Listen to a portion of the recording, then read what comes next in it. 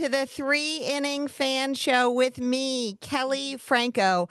I am so excited about my show today because I am joined by a legend. He managed the Mets from the end of 96 to 2000. He brought them to the NLCS in 99. He brought them to the World Series in 2000.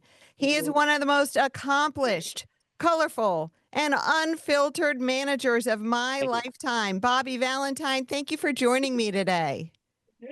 Hey, Kelley, good to be with you. Look, there's some Fans. yeah, some autographs being signed. I'm gonna regroup and come back. Okay, thanks. Yeah, we're walking the streets, and everyone's in town for the alumni celebration at Citi Field tomorrow. And so we're staying at a hotel together, and all these autograph guys are hanging out, trying to get the important guys autograph and getting mine in the meantime. A little bit of humility there. And I have to say that having Bobby Valentine on my show while he's walking the streets of New York could not be more perfect. Yeah, Park Avenue is a little busy right now. And look, there's the MetLife building behind me. It's really kind of cool, isn't it? Okay, so go for it, Cal. Let's do a podcast, why don't we? As Well, I stop here in the middle of Park Avenue. since you brought up the alumni game, tell us a little bit about that. You and Willie Randolph are managing Team Shea. What's the lineup looking like? Well, I'm going to do the pitching, and Willie's going to do the batting order. Okay, so we don't have any arguments about that, and there will be some controversy without a doubt because on our team we have two pretty good pitchers, and one of them has to start. And Leiter and another right-hander who is a really good pitcher who pitched for Willie. And we're not going to get into the controversy, but I think Pedro's going to follow Al. But we'll find out what happens tomorrow. Wow, and you got Johnny Franco there too, right? Is he going to pitch some relief? Yeah, Johnny's there, but he finally got a shoulder operation that he blamed on me. But he actually got a replacement shoulder. And he says he's not capable, but maybe we'll get him in there to bring out the lineup card or something. You know what I mean? Right. The crowd might demand him. And you've got my friend Mike Piazza catching, I guess. If he could still bend down, I got a volunteer from Todd Zeal who says he's in good shape and he could bend down. And Paulie LaDuca's going to be there, and he's young, so we'll see. I bet Mike says he's a pretty good DH, but again, that's going to be Willie's problem. Yeah. Well, my recollection of Todd Zeal was that he could play pretty much anywhere on the field. He came up as a catcher. Yeah. So I'm sure he could catch, and he played a little third for us, a lot of first for us, in that 2000 years and 2001. And he's ready and willing and in good shape. Now, he's only 60, like a guy like Leiter, 65. So, we're gonna do a little of the birthday situation too. Hey, by the way, Al Leiter said to me yesterday, and Al always pops the question, right? Al, and he's always in your face, and he always wants to know what your opinion on things are. So he said, okay, if you didn't know the day that you were born and the year that you were born, how old do you think you would be? And what was your answer, Bobby? Ponder that a while. You think I give Al answers? I'm the manager. Huh? I give the answers. Are you kidding? I mean, he gives the answers. I give the questions. Yeah. So what else, Cal? So are these guys on a pitch count tomorrow? When I established the pitch count in 1987, I was managing the Rangers, and Eddie Childs is the owner of the Rangers. He was an old oil man, billionaire who was losing his fortune and his mind at the same time. And we had a lot of pitchers get injured one year. And he said, listen here, Mr. Manager, I think we have a pretty good commodity in these pitching guys, but you don't know how to keep them healthy. I would say you get a plan or else you're going to lose your job. I said, thank you, Mr. Childs. And so I flew around the country and met with Jim Andrews, and Tom House was my pitching coach at the time. Dr. Tom House, the guy who really started biomechanics and digital analysis of pitchers back in the 80s when he was coaching for me. Anyway, we came up with a pitch count. We came up with this thing. Hey, 15 pitches an inning, 135 per nine, and let's protect our pitchers. We went back with the plan. We gave it to Mr. Childs, and we got an extension on the contract. Well, So I that's don't know if there'll be a pitch count tomorrow or not. well, that's really something. Let me be serious for a second, because I was joking about the pitch count tomorrow. But so you worked with Dr. James Andrews and Dr. House like back before they were household names, is what you're telling me. Of course, yeah. I brought in Gideon Ariel, who is a throws coach for the Israeli Olympic team, to do digital analysis of pitching and later hitting to try to figure out what the throw was all about, and whether you're throwing a javelin or a shot put or baseball or football, all the principles of physics remain the same, where you have to stop the early lever and let the other lever come through and make sure that you have balance and force. So yeah, we were doing that back there in the 80s, and then people caught on. That- Mm. Is that a couple of more greeters, a couple of happy fans, Bobby? No, a couple of really cute gals on bicycles. Yeah, yeah, like the bike thing in New York City. Yeah. So you mentioned 135 pitches per nine, which is really interesting. That's a little more generous than they go now. I don't think anyone even goes nine, much less 135. No, but understand how it's misused by people who can't do math and don't understand what's going on. 135 pitches in 9 innings is only 15 pitches an inning, and it's not stressful at all. But 100 pitches in 5 innings, where you should be throwing 75 pitches, but you throw 25 more than you should be throwing, is very stressful. And they still let guys throw 100 pitches in 5 innings, and they think they're protecting their arm. They just don't get it. Right. So if I understand you correctly, it might drive you a little bit crazy to watch a game being managed today. Um, no, it doesn't drive me crazy because I'm, up and close and personal to it. My godson's the general manager of the LA Angels, so I'm out there trying to, you know, keep him from getting fired, I guess, or whatever I'm doing out there. But I'm, a senior guy. I like to give advice, so I'm his senior advisor, and uh, I see it done day in and day out, and the lack of understanding of how crucial fatigue is in the health of a athlete, whether it's his legs or his back or his arms for a pitcher. That fatigue's the name of the game, and very often, even with the pitch clock, fatigue is not put into the equation properly. So Perry Manassian is your godson? Well, his dad is my best friend. When I left Stamford, Connecticut in 1968, I went to Ogden, Utah, where Tommy Lasorda was my rookie league manager, and Tommy's best friend was a guy named Eddie Manassian, who ran the Coconut Grove at the Ambassador Hotel on Wilshire in the LA, where all the big stars went and everything. Zach was his son, Eddie's son, who was 16 years old at the time, and his summer job was to be the clubhouse boy in Ogden, Utah, when I signed. And since I was just turning 18 and he was just turning 17, we became really good friends and friends to this day. And one of his sons is the GM of the Angels. Another one of his sons, the GM of the Giants. When I became the manager of the Texas Rangers, I brought Zach, the father, in to be the clubhouse manager in Texas. These kids grew up in the clubhouses of the Texas Rangers, and now they're spectacular executives in Major League Baseball. It's kind of a cool story.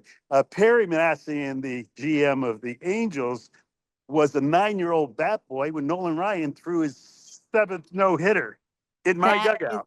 Yeah. that is wild. What a great story, and what a blessing to have a lifetime in baseball like that. Yeah, what a blessing to have a lifetime of friendship. And, they say you only have a few when it's all over. And I know my end is not near because I still have a bunch. Well, you mentioned Tommy Lasorda. You have a close relation, or you had a close relationship with Tommy. Yeah, I guess. I gave the eulogy when his son passed, and I gave the eulogy when Tommy passed. And it was a blessing to meet him as a 17-year-old when I was being recruited to colleges around the country. I went out to USC, where O.J. Simpson was running the football, and John McKay, the coach, said I was going to take his place, but I was also going to try to play baseball. So as I was being walked around campus, I stopped over at the baseball field, or they stopped me at the baseball field, because the catcher was Steve Soggy. Steve Soggy was the quarterback of the USC Trojans, who handed off to O.J. Simpson. He was also the catcher on the USC Trojan baseball team. He played both sports in 1967. And I wanted to play both sports, so I was going to wait and meet him after the game. And while I was watching the last couple innings, a guy tapped me on my shoulder. He gave me a little transistor radio, and he said, "Hey, the Dodgers really like you." And he was a scout at the time in Southern California. It turned out that you fast forward, I signed a letter of intent to go to USC and play both sports. And then the day before Bobby Kennedy was assassinated, there was a draft, and I was drafted by the Dodgers. And when I signed, I got off the plane in Salt Lake City, Utah, to play in Ogden. And the guy that met me was the guy who gave me the transistor radio, and the guy was Tommy Lasorda. Ha! So That yeah, is a wild story. Was he supposed to be talking to you at the time? no, he said, "Don't tell anybody where you got this, kid." That's a great story. That's a great The story. transistor radio, that is. Yeah. And I And think what? my viewers probably know this, but Bobby V was a huge star when I was growing up here in New Canaan, Connecticut. He was in Stamford, Connecticut, and you were three-time All-State in football, right, Bobby? I guess. I think I was 4 times all county in baseball and 3 times all county in football. And the only reason all state in football. The only reason I was an all state football player as a sophomore is because they closed my junior high school for my ninth grade year. Junior high was 7, 8, and 9. And instead of going to junior high school as a ninth grader, I went to high school. And being a high schooler, in my ninth grade year, I got to learn all the football plays and be on the football team, but not start. I started on the baseball team, but watch the plays and understand what's going on. So I hit the ground running as a sophomore. That's Yeah, nice. So you had a I bit of guess a I head scored start. 4 touchdowns the first game. That got a headline or two. Oh my God, I bet it did. I bet it did. So, since we're in the time machine already, I'm going to hop back into it. And we were talking about Al Leiter a minute ago and pitch counts. And what I recently did, Bobby, was I rewatched Game 5 of the 2000 World Series. And it is a relic in so many ways. It just feels like I'm watching a game from another time. But one thing that stood out to me was Leiter's amazing performance, 142 innings, and left it all out there. Yeah, Al was a warrior, and I don't think that was the only time he pitched 9 innings, nor the only time that he went over 135 pitches, which gave a little, you know, red light, a little signal. But remember that the pitch count is for not only for the performance, but also for the recovery. That what you need to do before you pitch again is recover. And so Dr. Andrews's philosophy was you have to recover for the next inning. So we're going to do 15 pitches, and you have to recover for the next game. Where back then, now with some teams, you have the 4 days rest before you have to pitch again. Well, in the last game of the season, you have all winter to recover. So there's no jeopardy in throwing extra pitches other than the other guys might hit it if you lose your stuff, or two, you might get tired and mess up your mechanics. But Al had pretty strong mechanics. As weird as he looked and as much as he grunted, he never had the arm injury situation because of his strength and his mechanics. So some people think that 142 pitches in the last game of the season, it was, we were worried about an injury. No, the reason you count pitches is for recovery for the next inning. And the prior inning, the 8th inning, as you saw, he had a very easy inning, struck out the side. So he recovered very easily for the 9th inning. Why don't they do like a Sure. So did you take him out because he was physically exhausted, mentally exhausted, or something else? When you take someone out, Well, Leiter in that game, in game 5. well, I think the scoreboard dictated, when So got that hit. And it was a dribbler. I mean, the thing couldn't have been 20 miles an hour. Well, not only that, but the third string shortstop, Kurt Abbott, was in the game. And we didn't have the analytics at the time to move people in the right place and make sure that they're doing the right thing. But I'll guarantee if Ray Ordonez, our starting shortstop, was in the game, that ball's an out. And even if Mike Bordick, who's the guy who came in to replace Ray Ordonez when Ray got injured, he's a really smart, really veteran player who would have been playing a little more up the middle. I always blame myself for not moving Abbott over towards the center more with Al and Soho, who's going to try to shoot the ball the opposite way. I should have moved him up the middle. It was a pretty easy ball to catch. Well, it was a seeing eye single if ever there were one. That's what they call it. yeah. So let me ask you, all these years later, Piazza and Clemens, does it Did look you any get the different to play- you? Which part of it? Two Game great 2. players. They're both in the Hall of Fame. They had wonderful, wonderful competitions because they were two of the greatest competitors. One with bat in hand, one with ball in hand, whoever played. So after 2000, things got a little weird. And in 2001, some of your coaches were fired. Oh no, wasn't that 99? Was it 99? I thought it was Yeah. 2001. You had 3 No, coaches fired, it right? was. I think it was before the mustache game. Yeah, the coaches got fired. I think that was 99. Yeah. And is that normal? It's my understanding that you didn't want them fired. Is that correct? In 99? No, they were all my good friends. They were all hired by me, handpicked, great coaches. One was Tom Robson. Tom Robson's the father of the hitting theory that you have today. Again, dealing with biomechanics and the mind rather than the memory. We started telling people that you don't swing down at the ball, you swing up at the ball. And why are all these people doing this? And regretfully, his skills and his excellence wasn't appreciated as thoroughly as it should have been.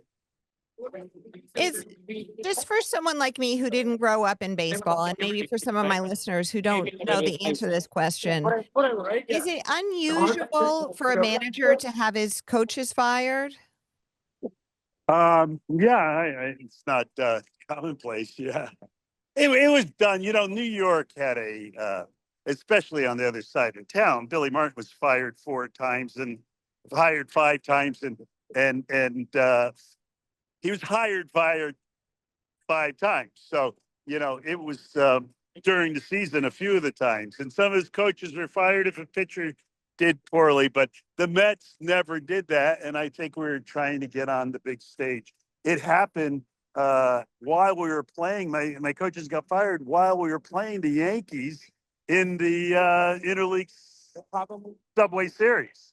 So it was more for show than it was for go. And regretfully, the show was for the wrong reasons, I thought. You did some pretty cool stuff after you left the Mets. You managed the Chiba Lotte Marines, and they loved you. Yeah, thanks. Yeah, I've done some pretty cool stuff. I was the first ever non-Japanese to get a full-time job as managing in the professional leagues of Japan. I took that as an honor. I took that as something that is not in commonplace. I gave it my full effort, and luckily, my full effort wound up with, you know, a lot of reward, a lot of championships, a lot of guys making teams. The WBC's coming up, and the first WBC 8 of my players played for Japan that won the first WBC. It was a glorious time of my life, and this is the 20th year anniversary of our first championship in 2005, and I'm throwing a big party for the entire organization that worked with me in 2005. Come this November Oh, that's in fantastic. Tokyo. Yeah, And when did you learn to speak Japanese, Bobby? when I was in high school. How did that come about? Was there just a good Japanese program in Stanford? Because I don't think they offered that when I was growing up here. No, they didn't offer that in New Canaan, which is the upper class of school systems, nor at Ripwam and Stanford. But I was the lead in the class play, and the class play was called The Tea House of the August Moon. And the lead on Broadway was Marlon Brando, and the lead at Ripwam High School was Bobby V. And the part that we both played was that of a Japanese interpreter when the U.S. military went to Japan after the war to occupy the country and teach them the American way. I was the Japanese interpreter between the military and the Okinawans that they were trying to build a school for. It's called the Tea House of the August Moon. It's a pretty spectacular play. Got got run out of business because it seemed to be racially slanted, but I didn't think it was at all. And so I Tea had some house? lines. So I had some lines Japanese. Yes, when I first learned, I had some lines in Japanese during the play. And then when I got there, I had an interpreter with me all the time, ironically. And I just studied. I had a lot of free time. I had books and tapes, and I wasn't afraid to make a mistake. And Ima wa boku no nihongo wa totemo ii desho ne. And now my Japanese is pretty good, isn't it? That's what I said. I have no idea, but it sounded good to me. And since you have gone into this, one thing I came across when I was preparing for this interview, Bobby, is that you were a competitive ballroom dancer. So you're telling me you played like the Marlon Brando equivalent. And I'm telling my viewers right now, you were a competitive ballroom dancer. Competitive. I was an international dance champion that I won at the Fontainebleau Hotel in Miami, Florida, when I was 15 years old. Yeah, and I opened up the New York Pavilion at the New York World's Fair when I was 14 years old, doing a Viennese waltz demonstration with 6 other dance partners from the Bill DiFermato Dance School in Stamford, Connecticut. Yeah, I dance competitively. That is amazing. So would you say that the waltz, that's really your wheelhouse, or did you have another favorite? Well, the cha-cha was something I usually walked away the trophy with, but there were all the ballroom dances at the time of the waltz, cha-cha, foxtrot, lindy, tango, and rumba, all that you had to compete if you're going to get an all-around championship. I won championship at the Waldorf Astoria at the Edison Hotel. I mean, cool places when I was a kid wearing a tuxedo with my partner having a flowing gown and judges walking around with score pads on the dance floor and us having numbers on our back, that kind of routine. I learned about balance and teamwork. I learned about rhythm in competition being a ballroom dancer. So you're a pretty well-rounded guy, Bobby. I'm an old guy, but I've done a lot of shit. You know what I mean? And I was watching the Zen of Bobby V about your career in Japan, and you are nothing short of a celebrity there. I mean, they named a beer after you, they named a burger after you. It was like the Bobby Burger or something like that. There was like Bobby Bubble Gum. I mean, there was Bobby everything. Yeah, there was a lot of stuff. And I was a giver, and the Japanese community understood that I was giving, and they wanted to give back because that's their cultural etiquette. If you give someone a gift, they give you a gift back. Think about that for a second when you have a wedding and everyone brings you a gift and you have to give them a gift back. But yeah, I received the gifts as graciously, I think, as I gave them. But I gave them my all, and it was appreciated. And the crazy thing about the Zen, just the FYI, it was done by three New York um, NYU theater students um, uh, who did their senior project by following me around in a full season. They got $800,000 from ESPN to do what turned out to be the first 30 for 30, the first documentary ESPN ever did. When it was all over, we were in the Tribeca Film Festival on my birthday, coincidentally, when it came out, and the three uh, students graduated on the 14th of May, and their graduation was at Yankee Stadium. How about all No that? way. Yeah, Wow. because the park was being renovated for NYU graduation, and so I became partners with one of the kids at the time, who's now a man. We started a film company. We made some spectacular documentaries, and now he's producing the backstory on the making of Rocky. He produced the greatest beer run ever, which was Apple Plus's first um, made for TV series. He did Balls Up with uh, Mark Wahlberg, that's going to come out here real soon, filmed in Australia for 3 years. So it's been a spectacular connection from Japan to today. I just saw him yesterday where he was with Sylvester Stallone trying to find locations for the making of Rocky. What's his name so we can give him a little plug? Oh, his name is Andrew Muscato. Andrew Muscato, you'll see as president of Makuhari Film, and that's our film company. And you'll see him as producer in the mentioned movies and also in many documentaries that are out there.